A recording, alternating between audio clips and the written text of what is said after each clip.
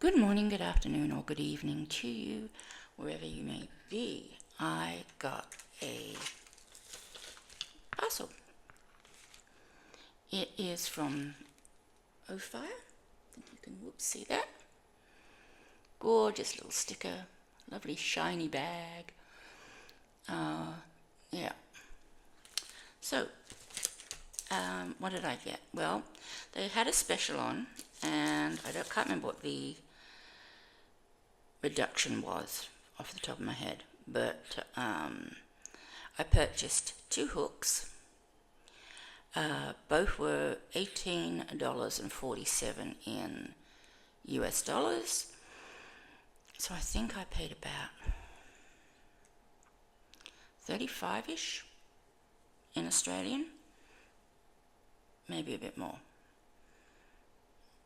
which is unusual because the exchange rate has changed dramatically since the last time I bought something from the US. Anyway, what did I get? I got a 5mm hook and a 7mm hook. And the reason I got a 7 was because 7s are quite hard, generally speaking, to get hold of. And I thought, well, I've got a 6, so I may as well get a 7. Now, it comes with its care instructions, which I'm not sure if you can see. I can put it closer so you can actually read. So it's telling you to avoid putting them on a flat surface.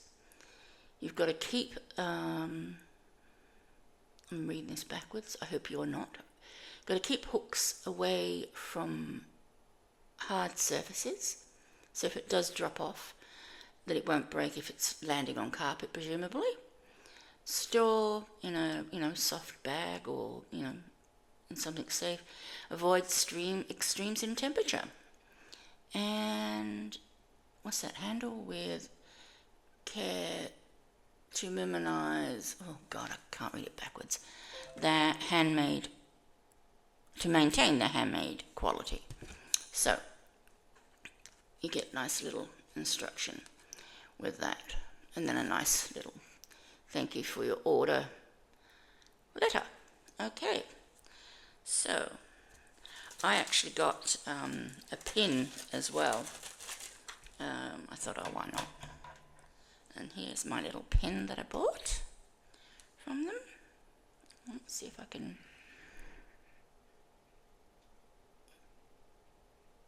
Oh, no, don't cross it. There you go, that's better. Crochet all day. I thought that was quite cute. So that's the pin I got.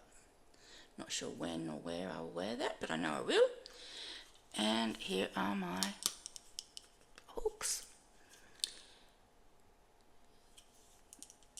These are just PVC or whatever it's called, tubing. So I've been told.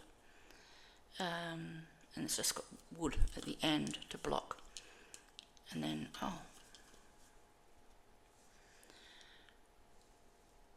that's very tight. I presume I just pull it off. Oh, yep. Okay, so it's like a little wooden, what's it called? Wooden stopper. What's this one? Ooh. This is the 7mm.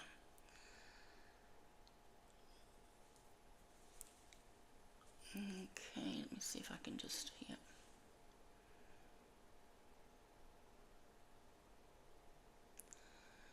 And I like the fact that it's got a little point on the end, and then it's got this sort of sharpish, hooky bit.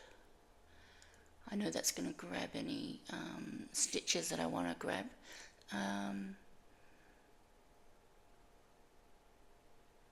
Yeah, it's not as shiny as I thought it would be. But which one? That would be. This would be the amethyst. Yeah, amethyst. February birthstone. But like I say, it's not very clear that the colour. You can't really see the colours very well. But I got purple because I really like purple. and there's a little ridge here, you can see that, and that hopefully will be enough as a gripper when I'm crocheting to stop my thumb from sliding. It's a lot shorter than I'm used to, but I think I would be okay working with that. I'll have to give that a try. So that's my 7mm. I'll pop that back, put my little stopper in. Okay, and okay, and and this one has a little ring around it, packaging ring. That other one didn't, so that's odd. Now this is my 5mm, and this is sapphire, and I like this one because it's all sparkly and blue. And again, you can see that it's got a little bit of a point at the end, a little bit of a point just under, sharpness under there, and that's more sparkly and glittery, and I'm liking that one.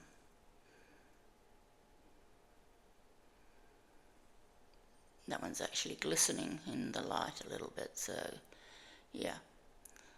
And that's just, like I say, a 5mm, which is what I'm actually using now for the blanket I'm making. So maybe I will switch and go and use this one for a while on this blanket to see what I think.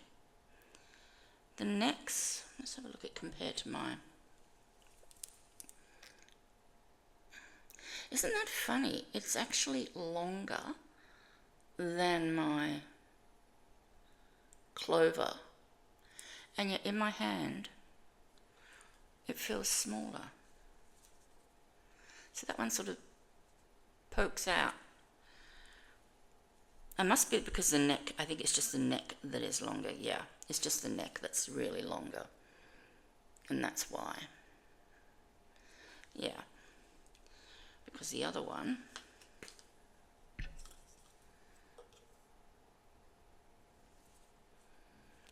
how's that in comparison? Yep, that's just longer as well. But it's cool, it's cool.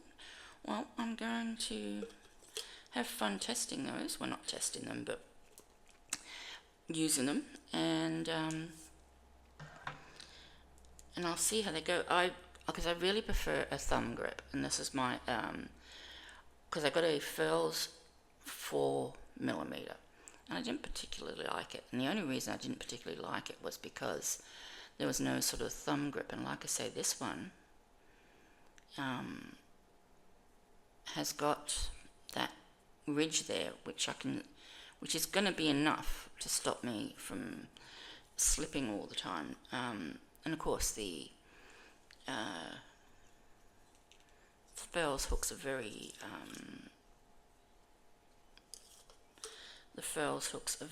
whatchamacallit,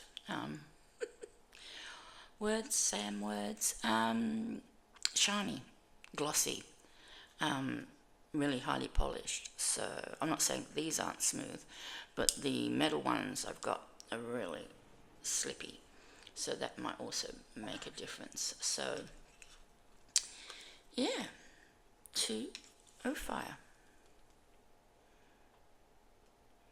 I'm going to have fun playing with these. That's my delivery. It was a very little one, but it was a fun one. I'm looking forward, like I say, to testing them. So let me know if you've got any. I'd love to know which ones you've got, if you've got any. They had a competition recently too, I think, for a whole set of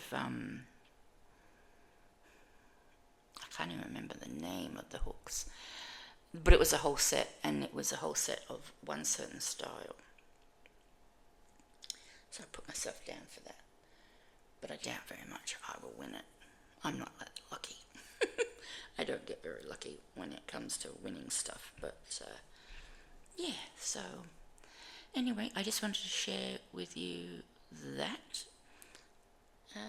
do have, I'm ashamed, but I do have more deliveries coming. What do I have? I can't even remember really what I've ordered. All I do know is I go in these sort of phases. And in a down phase, I spend money. I never spend money I do not have. Let me make that 100% abundantly clear. If I haven't got the money, I don't spend it. But lately I've purchased a new Nintendo Switch 2. I pre-ordered it, and that's coming. I just ordered some more wintry pajamas for myself because winter is coming, almost here, and I thought, yeah, okay, I could probably do with some wintry stuff. What else did I order? I'm sure I've ordered other stuff that's crochet related. It will come to me after I've signed off, as these things always do, because my mind is not what it used to be. And I say that because the last few months have been very sporadic for me, as you may have noticed on the channel. There's a lot going on, and I really don't need to go into it, other than to say there's just stuff going on, and it's causing these it's brain fog and confusion and not knowing, not being able to find words. So, but stay tuned, because where are we? Tomorrow is Thursday here, and I think I'm releasing the first of the new knit stitch, well, not new, but I mean the knit stitch tutorials for me. And what's going to be happening is every Thursday I'm releasing a knit tutorial, and every Monday I'm releasing, this is Australian time, I'm releasing a crochet tutorial. Now I'm releasing it really early in the morning, about 8 a.m. So that will be probably Sunday evenings in the US, and the Thursday one will be Wednesday evenings in the US. But what's changed from previous months when I've done these tutorials is I've actually given you now the written pattern as well for these stitches, the written description of how to do these stitches as well.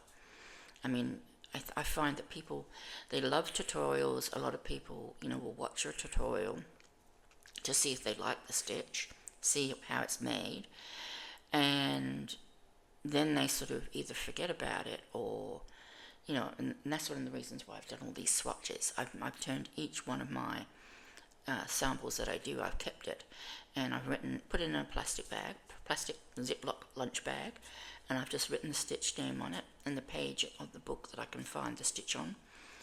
And basically, I'm going to keep them so that whenever I want to make something different or new, I can go through my swatches. I can go through my crochet or knit ones, and I can say, oh yeah, I remember that stitch.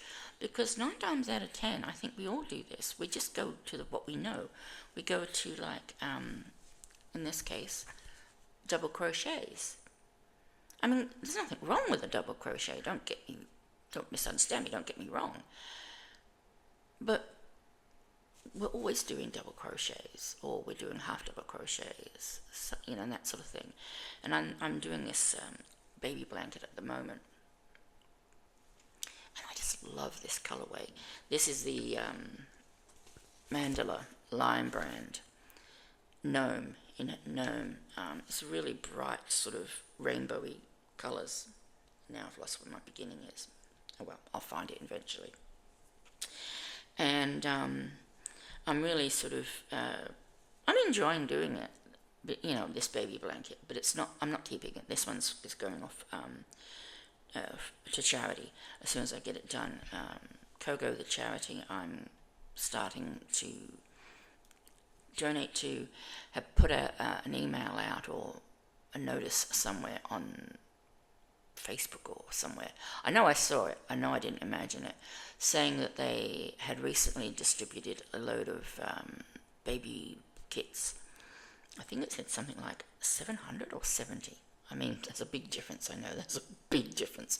But they dispatched a load of these baby kits. And in the kits they put I presume they put a blanket and some clothes and maybe a toy and that sort of thing.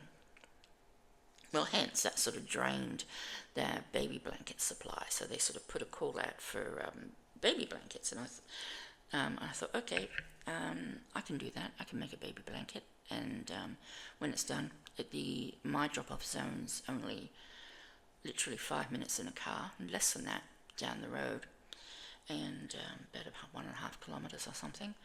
I don't know what that is in miles. Wouldn't have a clue. I'm not very good at. I'm okay going from meters to yards. I think I finally worked that one out. And I know I'm okay with inches to centimetres. Miles to, or kilometres to miles, no, I haven't even begun to work on that one. But anyway, so it's only just down the road, and I'll get my dad to drop it off when I've finished it. And then I thought I'll do a knit one, corner to corner. And I thought with the knit one, I might try and do something different to just, because I was looking at doing maybe a garter stitch, which is knitting every row. But then I thought, well, maybe I could just, make it a little bit more interesting and do a moss stitch or a seed stitch or a rice stitch or, something just a little bit different so that it's not mundanely boring. So, and I might even try the one that Lisa Knits and Vlogs does. She does these scarves in a eyelet mock cable stitch when she knits, and they are gorgeous. I love the pattern. So I thought, I'm pretty sure I'll be able to locate the eyelet mock stitch. And I think I did, actually. And anyway, I thought maybe I might be able to do that in a corner to corner, increase it, and then the reason I want to do it corner to corner is I only have limited bits of yarn because I'll be using mill ends or not scraps but leftovers from projects. They're big scraps if they are scraps, and I want to be able to only use half, so I want to knit halfway and then decrease so that I know I'm going to have enough yarn to finish a blanket in that size. The size that this is going on longer than I thought. I'm sorry, I'm rambling. That's the other thing I do when I go in this downward phase. I spend money, I ramble, and I get brain fog. And now I've forgotten what I was saying, which is probably just as well, because I'd only go off on another tangent and bore you even more. Anyway, I'm going to be a nice cup of coffee sitting here. When I get up, because I'm very unsteady on my feet, I'm unsteady on my feet. What I do is I make a cup of coffee in my coffee cup, but then I fill up this little flask with just hot water, and I bring, sachets of coffee. That's where I have my coffee. I can't be bothered buying milk. I used to buy milk, and even with just buying 1 litre, I found that it just would go off before I'd get to the bottom of it. So these with the milk inside are perfect little alternatives, and I can just sit here, make a cup of coffee. I've got my sweeteners, and perfect. But yeah, so I'm going to, actually that's what I was going to do. I'm going to put this hook down, and I'm going to use my Ophire number, I don't know what that one, no, that's a 7. No, that's a 7. This is the 5. Let's see if I'm right. Damn, I'm not right. That was a 7. Okay, so this is the 5. Anyway, so I'm going to try this hook for a while and see how it goes, and see, if I like it or not. I'm pretty sure I will. It seems to be pretty good already. Even just holding it, I can usually tell from just holding a hook, whether I'm going to like it or not. I don't like that there seems to be, can you see on this one? See that slight stress fracture? Just along here there's a line on the hook head. If you look, can you see that line? Seems to be a line going across the hook tip. Can you see that? That's worrying. Yeah, it's all the way through. It's right across the head. See that? Right across the head. You can see it, I think, very clearly. That is going to be a bit of a worry. I can't feel any crack all the way through. I can just see it. Now, it could just be a colour. It just could be a part of the dye. You know, I just hope it doesn't come off. Anyway, I've forgotten again what I was going to say. Yeah, getting a bit important. My grandmother used to always say, when I used to say, I can't remember what I wanted to say, and she'd say, well, it must have been a lie. And I used to say, no. And because she used to always drum it into us as kids, she used to say, don't lie about anything. It's not worth it. And she used to say, if you're going to lie, be really good at it and have a great memory, because one day you're going to come unstuck. One day you're going to tell the wrong person a different lie that you told them the other day, and they're going to start going, what? Yeah. So she always said, if you're going to be a liar, have a great memory. Yeah. My grandmother was full of wonderful little tips like that. Some of them I can't actually say on air because some of them are thought with bad language. Yes, for my grandmother. I used to call her Nan, of course. Yeah. If you ever bothered my grandmother when she was busy, she used to, if she was busy cooking dinner or washing up or doing something, she'd say, sure, I'll do that for you. Shove a broom up my bottom and I'll sweep the floor while I'm at it. And the first time she says that, you're like, oh, okay, thank you. You realise what she's saying. Yeah. So, but that was my grandmother, through and through. Well, one of them. The other one wasn't quite so potty-mouthed, as my mother would call it. And I was very young when she was saying this to me. She actually, I'm going off on a tangent again. I will finish this one story and then I'll leave it because, and I'm sure half of you have already clicked off by now, that's fine. My grandmother my nan had come from England to visit, and we had gone to a sanctuary, an animal sanctuary nearby, well, a few hours away, and for a day out. And she'd bought my brother and I an ice cream each, and she had an ice cream, I think.